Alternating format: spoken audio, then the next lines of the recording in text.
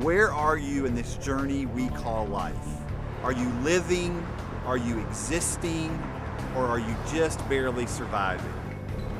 For some of us, it has to do with our past. It has a way of creeping in on us, holding us back, even holding us hostage. And despite our best efforts, we just can't seem to live this thing called the abundant life. I didn't want to live. I didn't think that I had any purpose. I felt like I was more in the way than I was able to be a purposeful human being in society. Abundant life, life to the full. Is it even possible? Does it even exist on this side of eternity? And the sadness and the depression that wouldn't go away, I had no remedy for it. As an alcoholic, my life was all about feeling differently. And before, when I could take a drink and I felt differently. I was just completely worn out. I had taken on all sorts of responsibility and didn't want to let anybody down.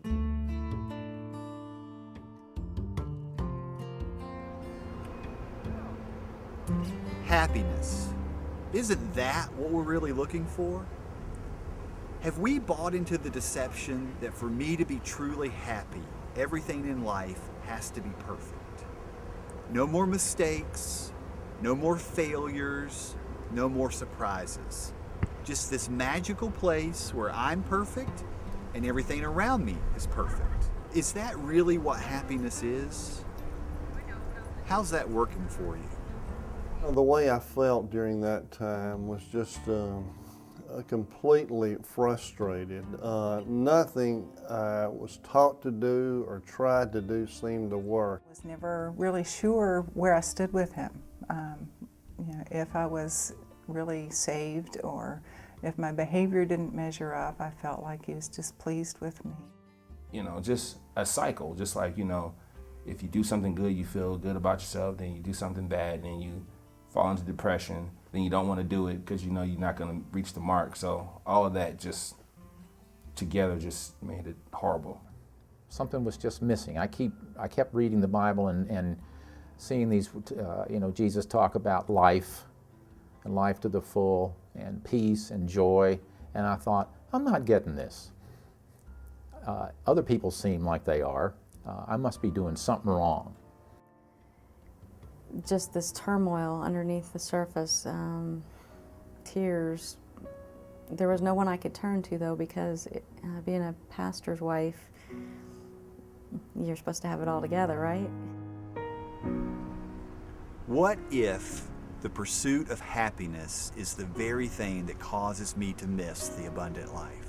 I didn't want to let people down because it said that I was worth something if I could always meet their expectations and never disappoint them. I came up believing that conflict was a bad thing, and I never really saw it resolved in a healthy way, correct way. It would just sort of went away and repeated itself. If he was happy, then I was doing good.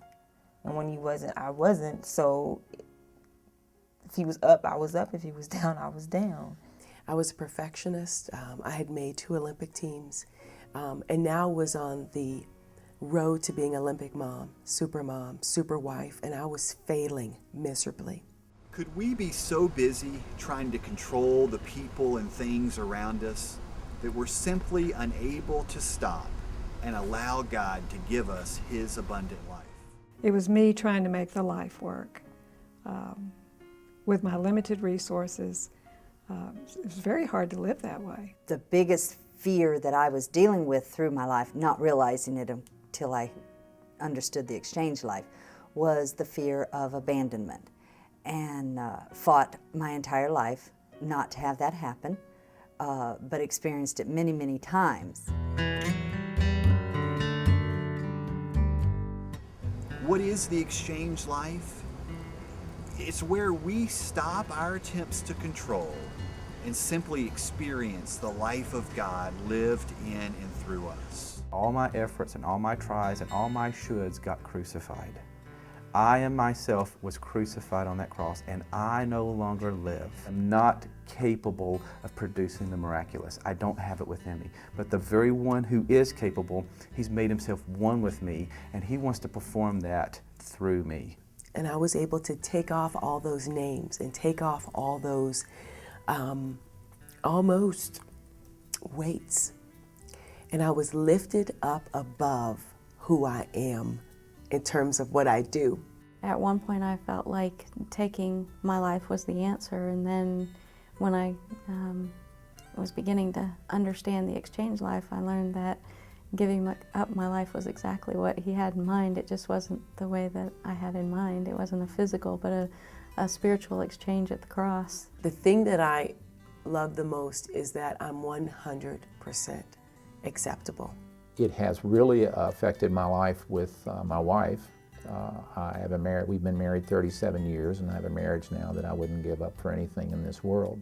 It's the joy and the peace that I feel all the time. I'm not afraid.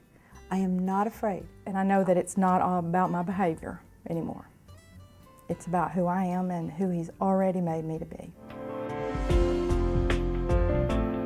I think for myself, I might have described my life before understanding the exchange life as one of trying, sincerely trying in honesty with God, wanting to follow Him, but frustrated,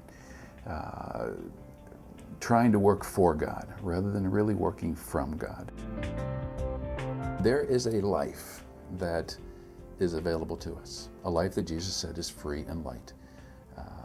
And I'd want people to give it a chance, to take a look at it and to see, am I living life the way God intended it? Am I free and light in my life? Or is there more? You don't have to add anything to it. Don't have to add any qualifiers or exceptions, or I'm a beloved son of God. And there just seems to be no end to His grace. He fully accepts me, and He loves me, and I'm His treasured possession, His pearl. His love is unfailing. It's not going anywhere. And I can really trust Him. Trust Him enough to just lay it all down, and He'll protect me forever. It's just a true intimacy. It's knowing that I'm completely safe with Him and completely accepted regardless of what I do. Part of our goal at Grace Ministries is to partner with churches. God's called the church to minister to the body. We want to be an arm, an aid, a training ministry to partner with churches to help them better fulfill their ministries. So if I cut this in half, what's going to be in the middle? Seeds. Yeah, seeds. The best way to introduce this into a culture is through the Grace Life Conference. I only have praises for anyone who wants to come to this program. Just encourage them to be open and apply the truth to their life and trust God to change them, and it'll make them a brand new person. I just feel very loved, accepted, secure, cared for. I'm not alone. That's what the exchange life has done for me, and that has been life-changing, knowing that Christ is in me.